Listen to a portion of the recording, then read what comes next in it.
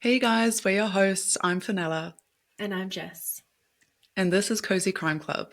Each episode, we explore real cases from the eerie to the outrageous with curiosity, empathy, and just the right amount of dark humor.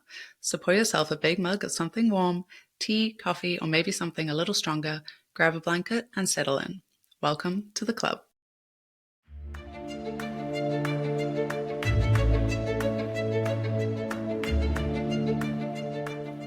Welcome back to Cosyween, week 2. So, Jess, you're bringing us the spooky tale tonight. What have you got in store?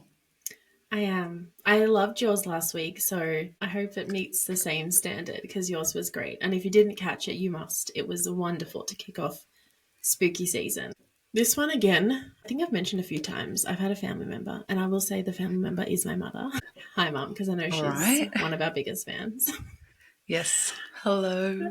She sent me this. She recommended this, and I started looking into it, and I was like, oh, I think is pretty spooky. It's a good case. It kind of spans over a fair few years, but let's jump in because it's an important one to talk about. It's one of those ones where kind of DNA comes up later on. Oh, that sounds Yes. interesting. Okay. Take it away. Well, if you're afraid of clowns, you need to stop this video and probably not Oh, watch it because, yeah, look, fair it's not warning. me. So it was fine for me researching this case and getting a lot of background imagery. Fine for me. Are you scared of clowns, Vanilla? No, I'll be all right. Okay, good. Thanks Thank for God. checking in I'm like, at this oh, late stage. we might need to really readjust. Yeah. Probably should have warned. But yes, if anyone is not into them, maybe turn away now because it's gonna probably scare the pants off you. All right. Well, clowns. They didn't start off scary. In the courts of pharaohs and emperors, they were sanctioned fools, jesters who reenacted stories of the gods, mocked power, and said what others dared not. In Renaissance Italy, the nimble harlequin somersaulted across stages, equal parts trickster and truth teller. Even now, you'll find medical clowns in children's wards using slapstick as therapy. Laughter was their trade, and for centuries it worked. But the mask always carried a shadow. By the 1800s, a darker strain seeped in. Punch the puppet with a swinging mallet turned domestic farce into gleeful violence. Perio, the pale misfit, symbolized loneliness and human suffering. Their grin widened, but their eyes stayed sad. The 20th century tried to scrub the image clean. Bozo beamed from TV sets. Ronald McDonald sold fries with a friendly wave. Yet even the friendly clowns unsettled us. Psychologists call it coulrophobia, but you don't need a label to feel it. The frozen smile says joy, while the body language mutters something else. Our brains can't read the signals, and that ambiguity registers as threat. By the late 1980s, the culture stopped pretending. Stephen King's It made Pennywise a household nightmare. Tim Burton's Batman splashed the homicidal Joker across movie screens. News of real-life serial killer John Wayne Gacy, who once entertained children as Pogo the Clown, still hung in the air. The clown had crossed over, no longer a harmless jester, but a symbol of chaos wrapped in carnival colours. And it was against that backdrop that Wellington, Florida, woke on a sticky Saturday morning in May 1990. Wellington wasn't an old town. Barely a decade earlier, it had just been pasture and a swamp. By 1990, it had reinvented itself as a high-end enclave 30 kilometres west of Palm Beach. At its centre sat the Wellington Aero Club, a planned aviation community with its own private runway. Residents parked Cessnas beside their garages, the way others park SUVs. 1-acre lots stretched wide with manicured lawns, horse paddocks, and gleaming rendered homes in sun-washed pastels. The 1980s real estate boom had paved tidy streets and golf cart paths, but the gloss was starting to fade. South Florida was coming off the cocaine cowboy years of excess and was now staring at a recession. Miami Vice glamour glittered on the coast. Inland, wealth kept its gates closed. Neighbours waved from a distance and minded their own business. That morning, the air was already thick with humidity, the kind that makes asphalt shimmer before noon. Marlene Warren's house sat at the end of a quiet drive, its lawn a sharp green against a cloudless sky. Inside, Marlene cleared the breakfast dishes while her 20-year-old son lingered with friends who'd stayed the night. Routine, ordinary. Then the doorbell rang. Through the glass she saw colour, a burst of balloons, a bouquet of carnations. And behind them, a clown, orange wig, a painted grin, and a red nose. Full costume. In a place built for calm and comfort, the carnival had come calling. Marlene opened the door. Marlene Warren carried the quiet confidence of someone who had built her own comfort. Born in Michigan, she grew up on her grandfather's farm, a Midwestern childhood of work and open space that left her practical and unflappable. By her late teens, she was a single mother of 2 boys, steady enough to run a household on her own. Marlene had a quiet, steady kind of beauty, fair skin dusted with freckles, and striking blue eyes that really held your attention. Her hair was the colour of autumn leaves, bright copper when she was younger, softening to auburn curls later on. She wasn't flashy in the way she dressed, more neat, put together, the kind of person who seemed calm, approachable, but with a presence that said she had her own mind. She met Michael Warren when she was 20 and he was 18. The attraction was immediate, and after just a few years, they were married. Michael stepped into the role of father without hesitation. So Marlene had 2 children that I mentioned earlier. Her sons were called Joe and John. And for Joe and his older brother John, Michael was just simply Dad. That's all they knew him as. Life looked bright until 1988, when tragedy cut deep. Marlene's eldest son John died in a car accident. Friends say Marlene held the family together with sheer will, but the loss exposed fault lines. She grew more protective of Joe, which was her youngest son, and Michael, already consumed by business, he seemed to drift further into long hours as he channeled his emotions into work. Even with grief folded into her days, Marlene became a capable businesswoman. By the late 1980s, she managed a small empire, rental properties in West Palm Beach, an interest in racehorses, and the family's used car rental operation, Bargain Motors.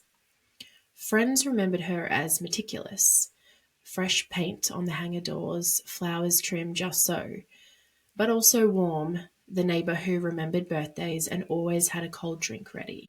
Marlene's joy was family.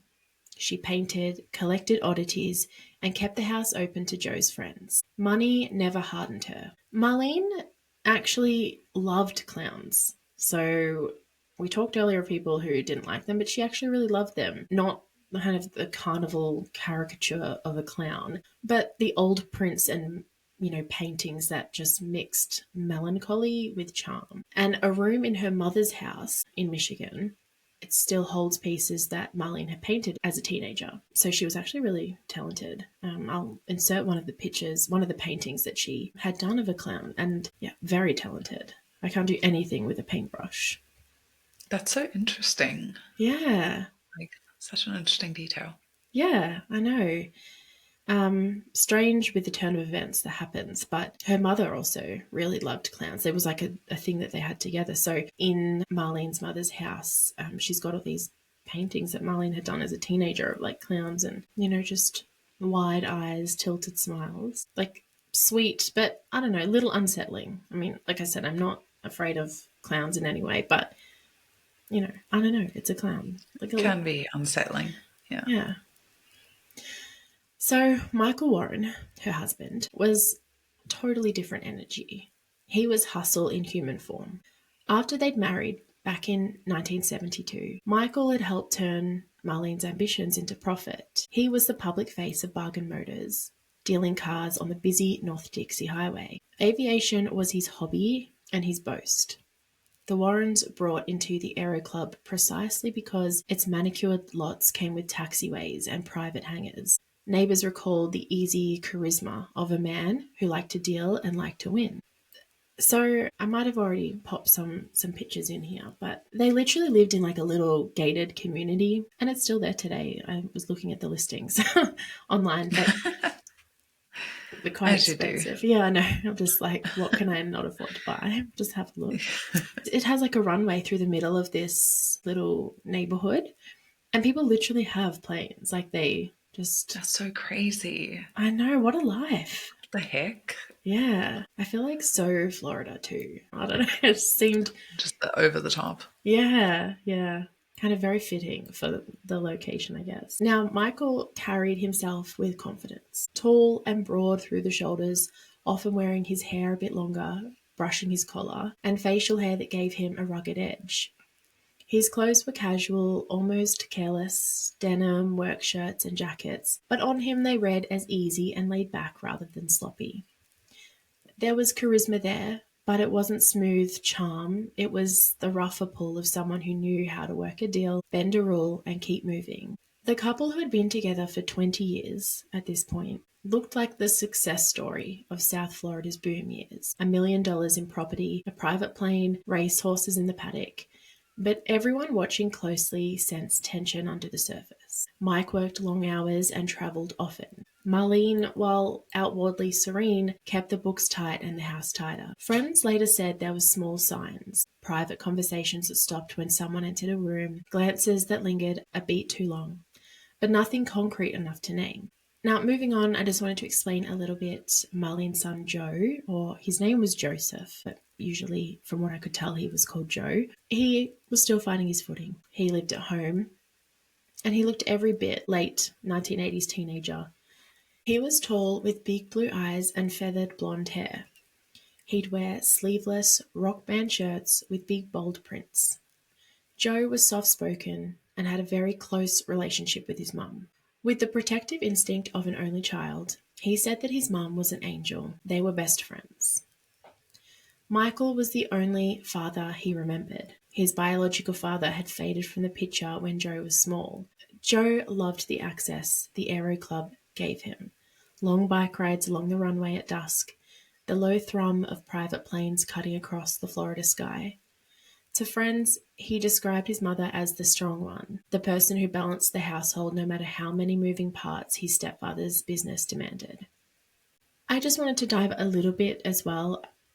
Marlene's mum doesn't kind of come up much in this, but I just want to explain her because I saw a few interviews that she was in and I thought it was pretty important to mention her as well. Her and Marlene were very close.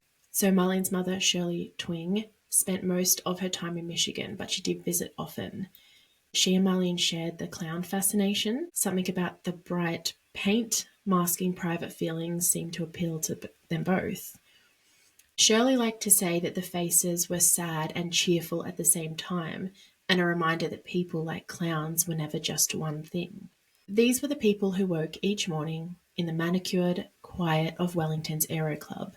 A woman forged by work and loss, a husband restless for the next deal, a young man guarding what family he had left. Their life seemed picturesque, a world which smelled of cut grass and aviation fuel, and a stillness that was about to be shattered. It was Memorial Day weekend, 1990. Joe had 3 friends over. A lazy Saturday morning stretched ahead, and the smell of bacon still clung to the kitchen. He was still hobbling from a recent broken leg, but happy just to sit at the table while his mother, 40-year-old Marlene, kept the coffee coming. Then the doorbell rang. From the window they saw it. A clown walking up the drive. Bright orange wig, white face, painted, fixed in a permanent grin.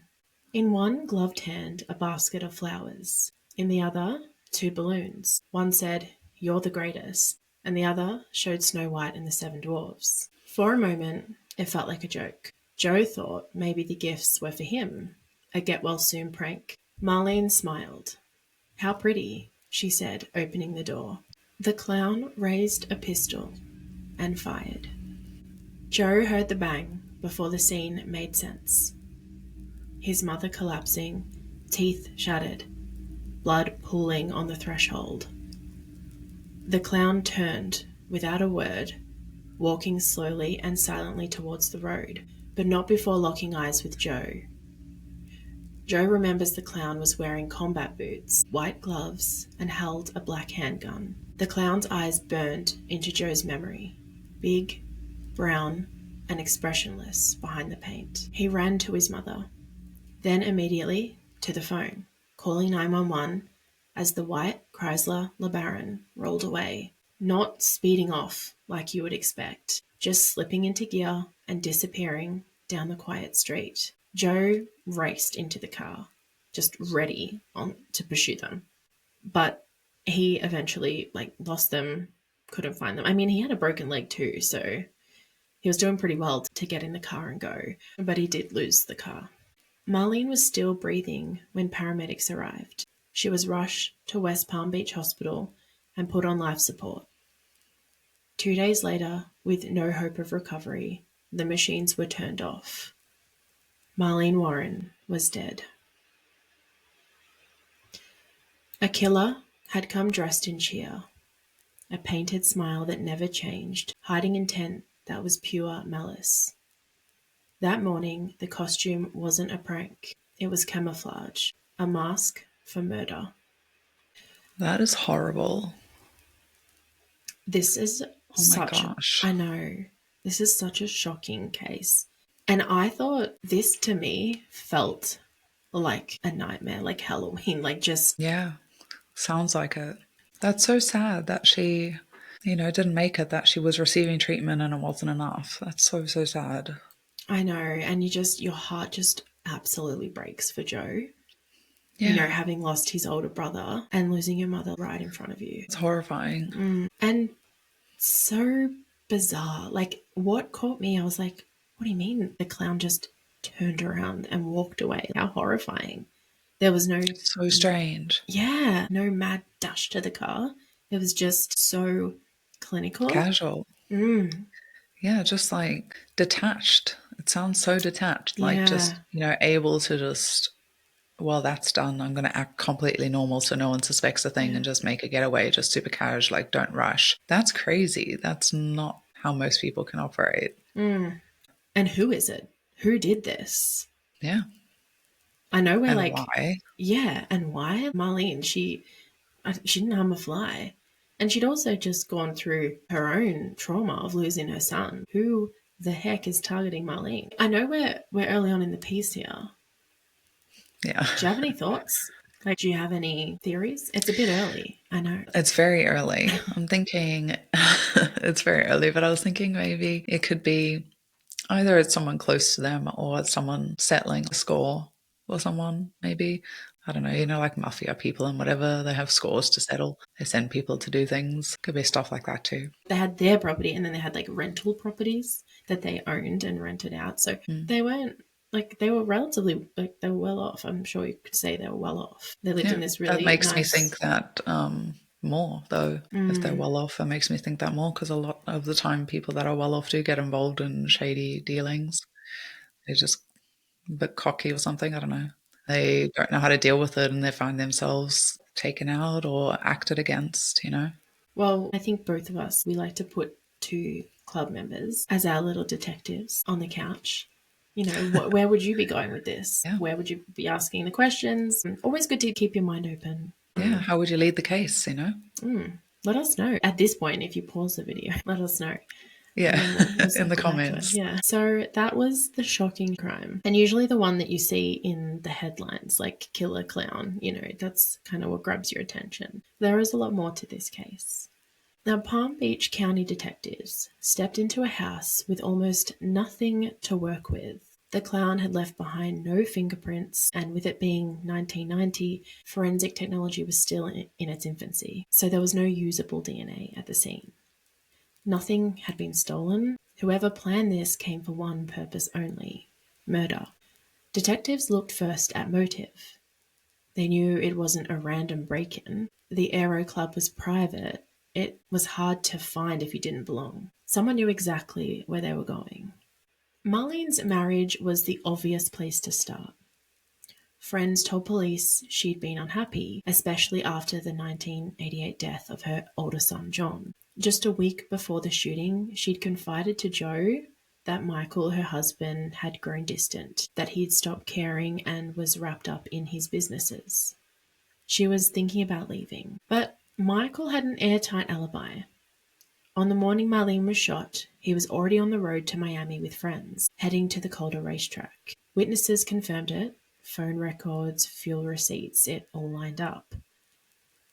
With Michael seemingly untouchable, investigators turned to his world. And every trail circled back to the same place. Michael's used car lot, Bargain Motors. Employees talked freely, and there were a lot of interviews, and they all talked about the boss and a young repo agent who worked there, Sheila Keene. Everyone said the same thing. Michael and Sheila were more than co-workers. They left doors open during private talks.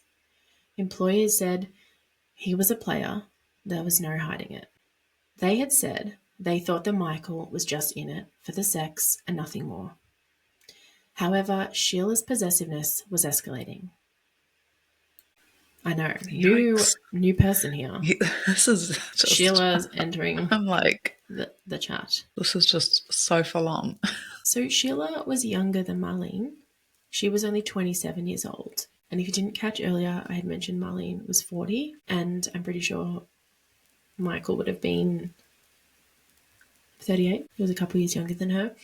Sheila, her hair, long and straight, was a deep, glossy brown that fell like a curtain around her face. There was a natural beauty to her, the kind that didn't need much effort. Smooth skin, dark eyes that held their focus, a mouth quick to lift into a smile. Even when her expression was serious, there was an intensity about her that could draw people in. Where Marlene carried the sweet and steady warmth of a mother and homemaker, Sheila had the edge of youth, a sharper energy, attractive, magnetic, and hard to overlook. She was tough, a tomboy who dressed in jeans and combat boots. She'd ride along with her then-husband, Spud Keene, on late-night repossessions and kept a gun in her truck for protection. So I'm not actually sure when, and I couldn't find anywhere where it stated it, if it was before her relationship with Michael at the car dealership. But Sheila's marriage to Spud eventually dissolved, so I don't know if her and Spud had broken up before she had got in a relationship with Michael, so I don't think it really matters, but I just thought I would put that there, that Sheila was married and then she wasn't, and at some point she was in the relationship with Michael.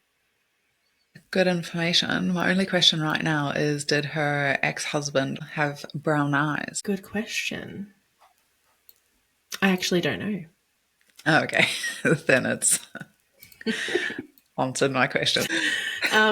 Yes. I feel like there was some interesting... So this is kind of what I'm telling you now is what the police were gathering after they were gathering all this information about what she did, who she was, why are people mentioning her. And obviously it is the first place you look as an investigator.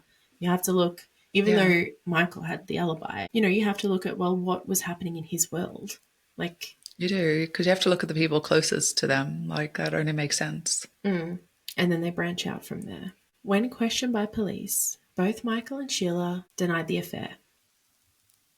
Sheila, yes, of course, right? Now, on the night... That is the nerve, Some people, they just have all the nerve.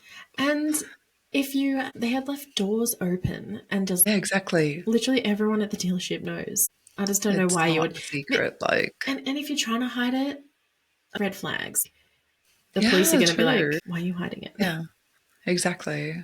That's so silly. You're just drawing the attention more, Yeah, you're putting a target on yourself. Absolutely. And in the moment, they're probably just like, oh, we need to diffuse. Panicking. Yeah, they're probably like, oh, we already are under suspicion, so we need to let them back off, and we're the good people. So, we didn't do any wrong here. Yeah. On the night of the murder, actually the day, it was the morning, Sheila claimed she had been out looking for cars to repossess, but she couldn't name a single address she'd visited. Her neighbours told a different story. They actually thought that her and Michael were husband and wife. So obviously when Michael came around to Sheila's, they're just Oh my like, we thought they gosh, were a that's how they're couple. behaving. Yeah. Yeah. Yeah. That's what I Wow. mean. Like, they weren't hiding anything No. besides from Marlene. Yeah.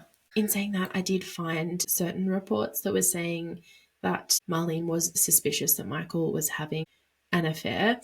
And really interestingly, to I think her mother and her son, because her and her son were really close, she actually said, if anything happens to me, Michael did it. Oh my This was gosh. before her death, and I don't think it was very long before her death. So investigators, like we've said, there was no evidence, nothing. They had literally nothing to go on besides the crime scene itself. There was no clues there, but they kept digging. They learned that Michael stood to inherit nearly everything. So the homes, the racehorses, the car lot, most of it was actually, from what I found, was held in Marlene's name. And yes. Okay. Gold digger alert. Ding ding. My gosh. Now, a lawyer, Christopher DeSantis, recalled a very eerie conversation a year before Marlene's murder. Michael was casually asking him what would happen to a wife's estate if her husband killed her. DeSantis remembers thinking, is this guy a nuts? Yeah. Well, it's not the kind of question you just ask someone. I guess he's trying to find out what would happen He's in all of it. sussing things. Yeah, but red flag.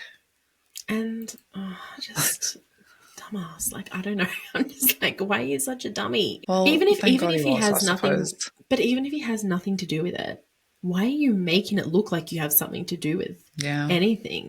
Even if, like I said, he had nothing to do with it. Not making it look good at all. No. Now, the lawyer DeSantis explained that under Florida law, if a husband killed his wife but he wasn't convicted of murder, only a lesser charge, he could still inherit. So apparently, yes, if I guess. What? I Whoa. I'm like processing. I think he meant like if they were convicted for, manslaughter, maybe they could still inherit, which is still pretty wild. That is what is that? I think that's wild. Mm, So many things get like changed or whatever to manslaughter that you just think I know, like yeah. it's murder. Wow. Okay. Well, Interesting. yes. And the lawyer continued and said if a friend did it, if the husband couldn't be tied as Implicated. as an accessory, he would walk free. The lawyer DeSantis even quipped that a killer dressed as a clown might never be identified. Chilling in hindsight. Which I think it's so wild that this is a year before Marlene's murder that this conversation happened. Yeah. It's actually crazy. It's crazy that it happened at all. And that far in advance is just wild. Mm-hmm.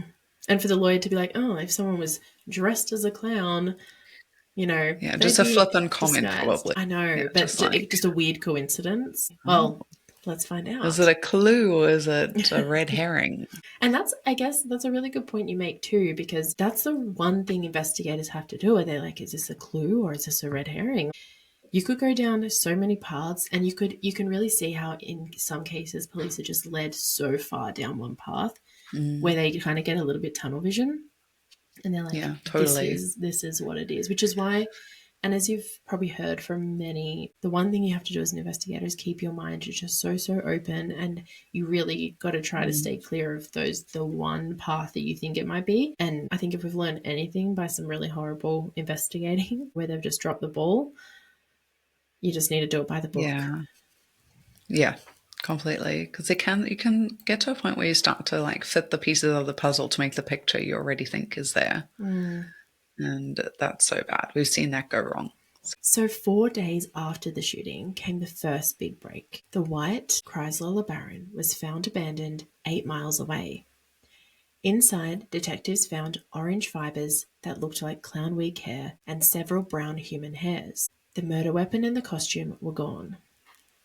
So they've found the actual car, which is amazing that Joe even saw that and gave them, obviously he's wanting it to be solved, so he's going to give them everything he had. But to go through something so traumatic and even take in And the fact that he followed the car, I think, was just... Yeah, that's one thing that people always say is when something happens, don't escalate it or get involved, but take note of everything.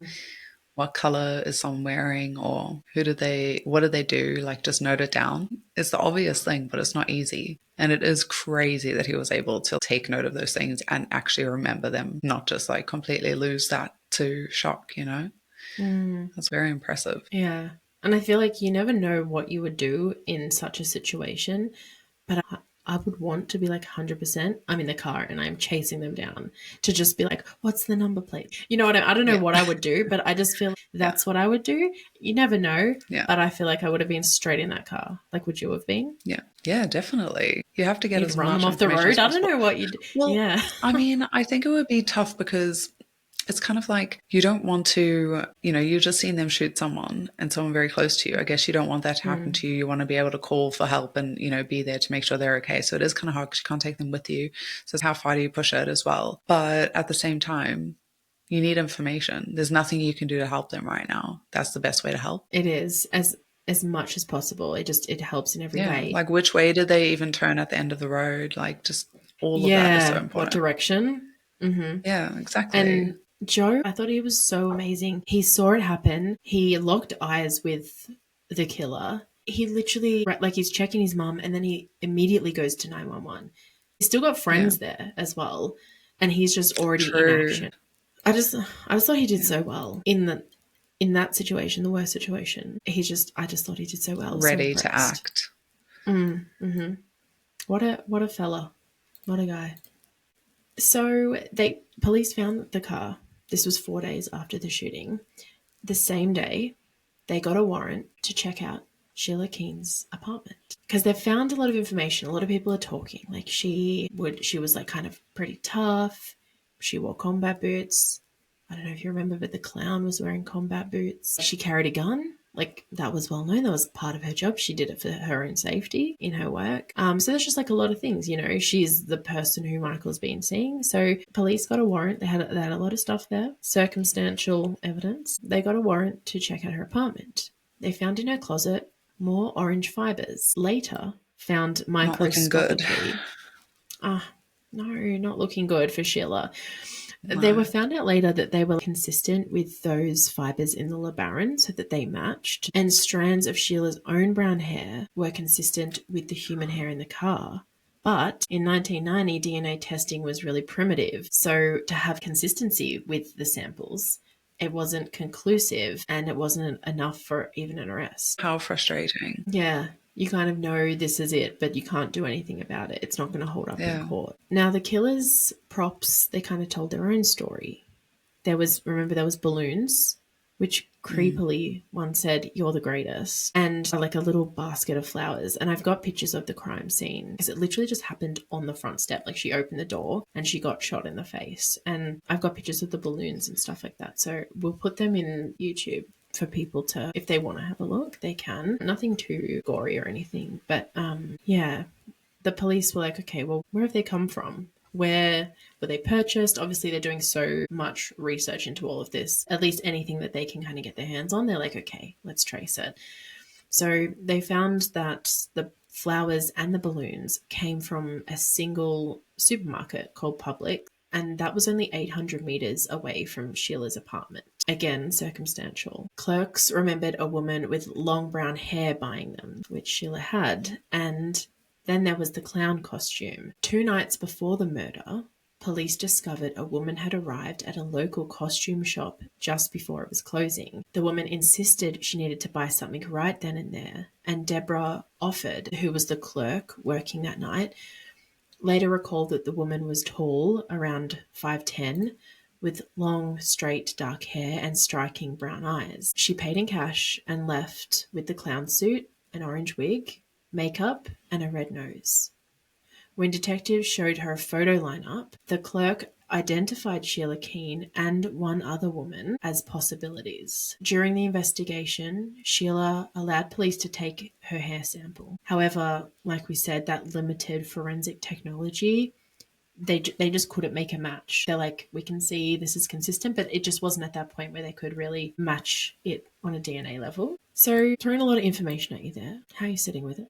It is a lot. It's full on. It's answering the questions that I had earlier, which is good. Mm-hmm. Like, we're getting to some of the things that I had questions about, but just still taking it in, you know, what exactly does this all lead to? It's so frustrating because it's like they're ticking all these boxes of evidence, but it's not. It is circumstantial at the end because there isn't the DNA to prove it. And Well, I just think feel it's like so strange that they take DNA, test it, knowing that they won't get an outcome probably, or that the likelihood's low, because then they've ruined the sample anyway. I'm hoping they took extra samples if they needed to, like, then just, you know, damage them all through testing. I suppose yeah, true. Because you do. I totally forgot about that. You do Yeah. damage things during testing. Yeah, you and degrade lose it. Yeah. And I think more so that I guess at the time, they probably knew it was going to be advanced. I think, and especially around this time, because we've done, like when we did the Thomas Keir case, similar time, and DNA had to be flown to America. So I guess they knew that it was developing. We just weren't at that stage yet. So maybe they keep it for future.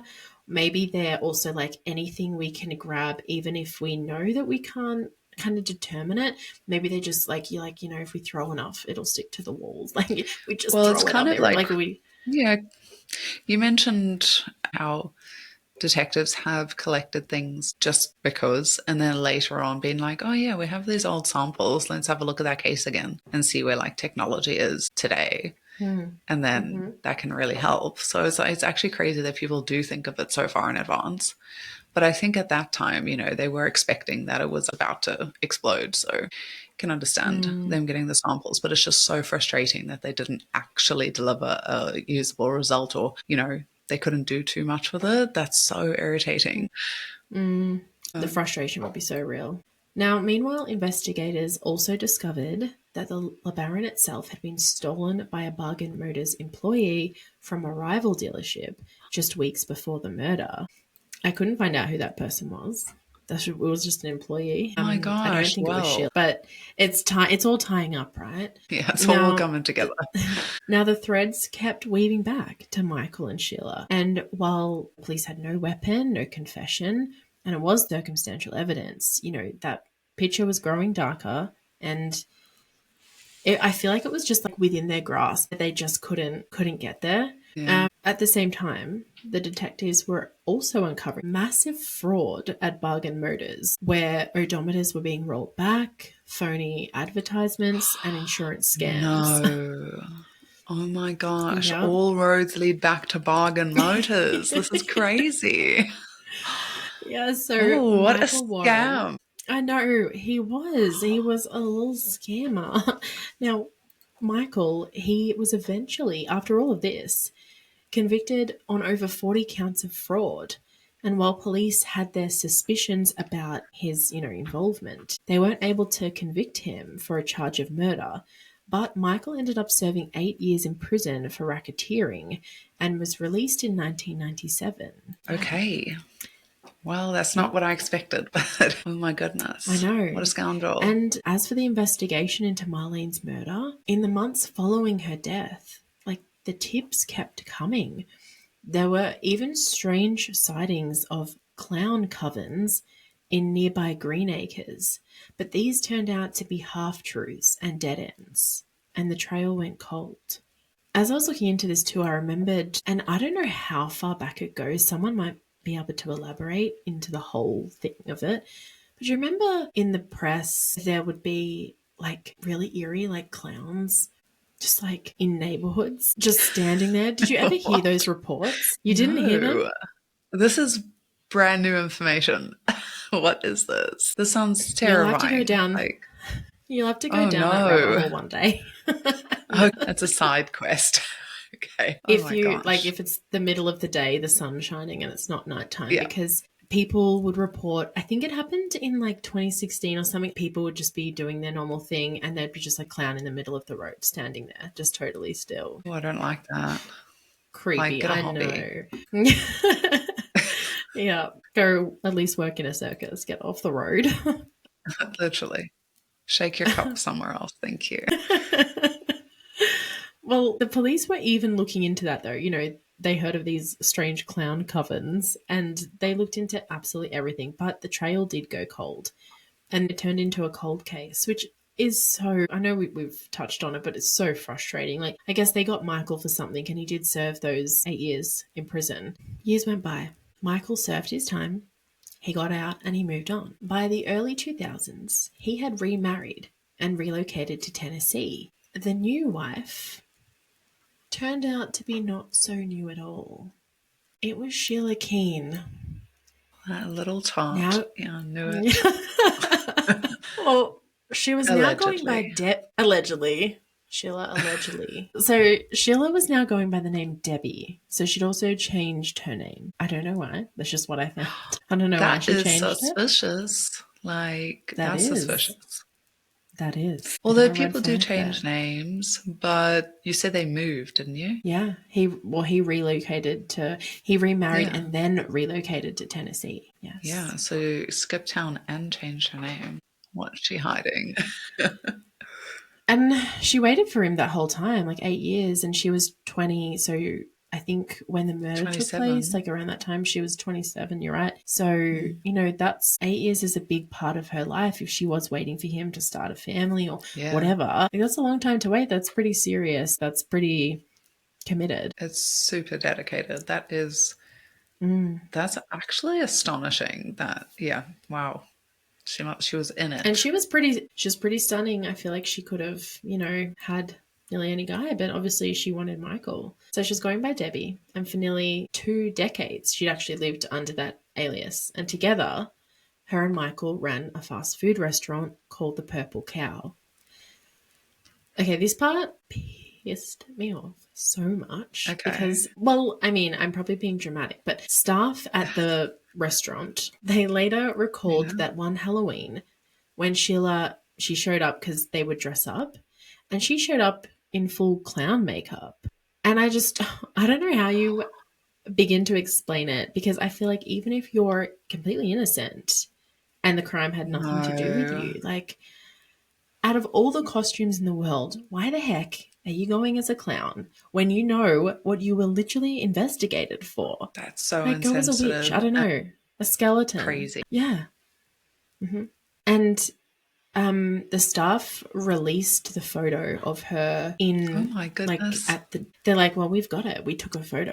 And we've got it. I'll add it to the video. I'm just like, really, Sheila? Really? just doing too much, way too much. Yeah. Chill out, Sheila. Actually, Debbie. Do we say Debbie? I can't. I've actually written Sheila the whole time, so it's. I think Sheila you should keep me. going as Sheila. Yeah. Okay. We don't want to confuse people, like she's clearly trying to do, allegedly, at this point. Now, fast forward. Let's get going to 2014. Detectives decided to reopen Marlene's case because there was new funding being injected for cold cases. The technology had caught up. Evidence that once felt unusable could now be tested. And this time, investigators found that a strand of hair on one of the balloons carried by the killer compared to the sample that Sheila had voluntarily provided all those years ago, it matched. But the results didn't come back for 3 years. So started in 2014 for whatever reason. Maybe someone can enlighten us why it would take so long. But it took 3 years. They found out that the hairs matched, like that they can prove. That is a crazy long time for something to be away for testing. Excuse me, 3 years. That's wild. But the fact that it's a match, finally, they have information. But geez, how frustrating is this case? It is frustrating. Like I said, it has an ending, which is good, but it's still frustrating because this has taken a really long time. So on September 26th, 2017, which was 27 years after Marlene Warren's murder, Sheila Keene Warren was arrested and charged with first-degree murder. Thank goodness. Thank goodness it happened at all, even though it happened nearly 3 decades later. And she was just living her life that whole time. Got away with it. I know. Oh, it makes you so mad that someone would get away with it when they've committed such a horrendous crime. And, you know, we have done so many cold cases, though, that never get solved. When we did Carmen Chan, that didn't get solved. And this is solved. And that's what we want, right? No matter how long it takes, we want justice. Yeah. At least as you said, at least it was solved at all. And thank goodness, as we mentioned earlier when we were talking about the DNA and stuff, thank goodness they were just collecting stuff because one day maybe they can do something with it. And the day definitely came. So she was arrested. That she was married to Michael, though, right? I guess at the time, still, and Joe, the younger son. Joe, yep. She would have been in his life all that time as well, I guess. That's actually such a great question.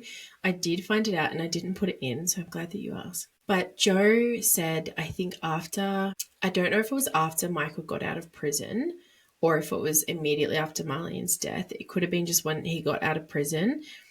Joe, who had always known Michael to be his dad, that's the only dad he had known, I'm pretty sure Michael just dropped him. He's just, I don't think he had any time for Joe. So I don't think that Sheila was in Joe's life. Joe, well, it's better that way. Yeah, I think maybe by how it turned out. But also, that's so horrible to hear. I know. After everything he went through, so much suffering. Joe really struggled, and he's done a lot of interviews on this case and on his mum, and he really struggled after losing her. We went through addiction, but as far as I'm aware, through a lot of his retellings of it, you know, he's come out the other side. Jeez. You just feel for him so much. We always get, in every case we tell, and this is one of our fun little quirky ones, you know, when we tell these cases, there's always someone who just really sticks with you. You just really feel for them. So Sheila, she's arrested. And her reaction was pretty telling. One of the first things she said to investigators was, "Are you going to arrest him too?" You know, pointing at her husband.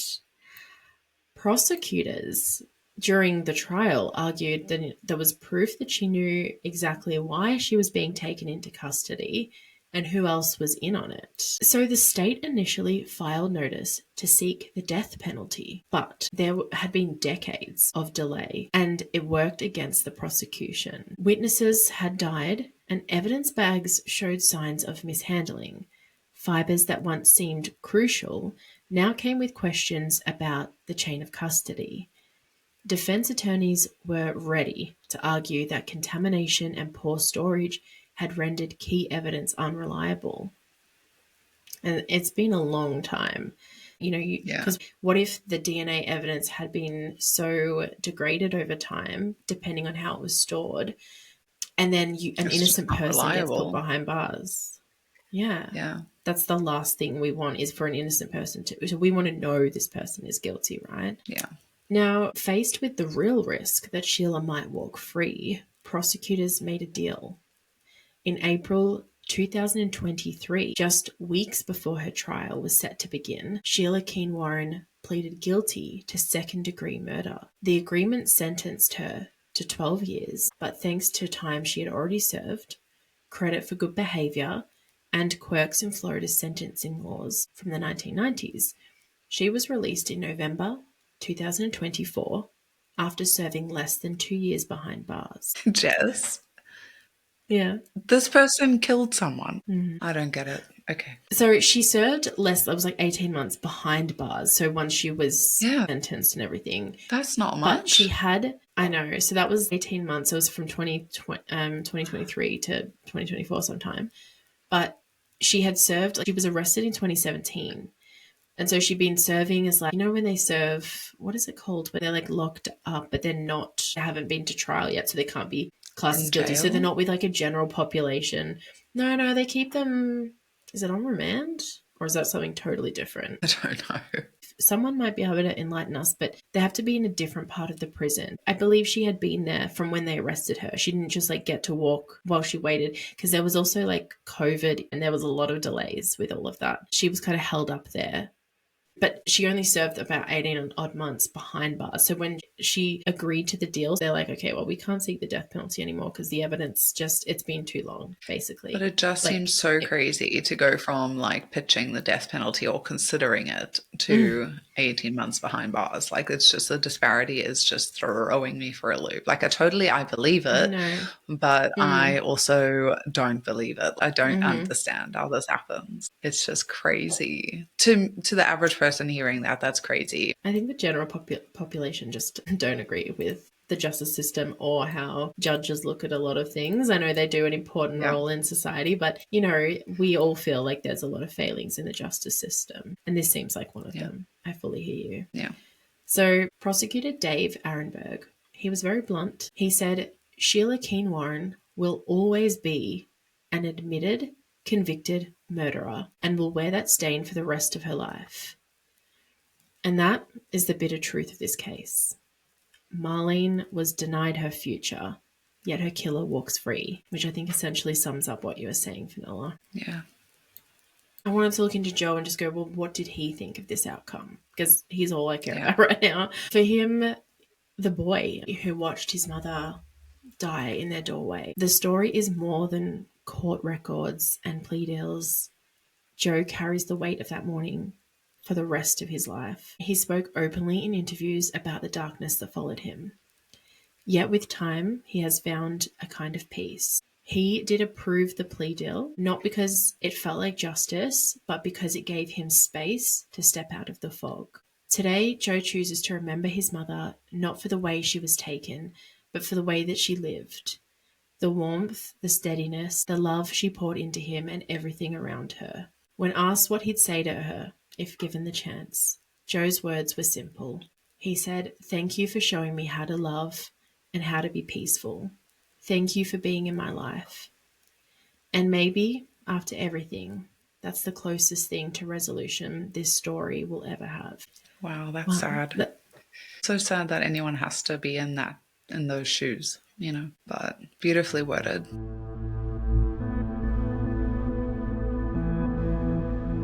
Well, that's enough killer clowns for one evening, Vanilla. I mean, I agree. Like I said, I'm not scared of them, but maybe now I'm looking at them sideways.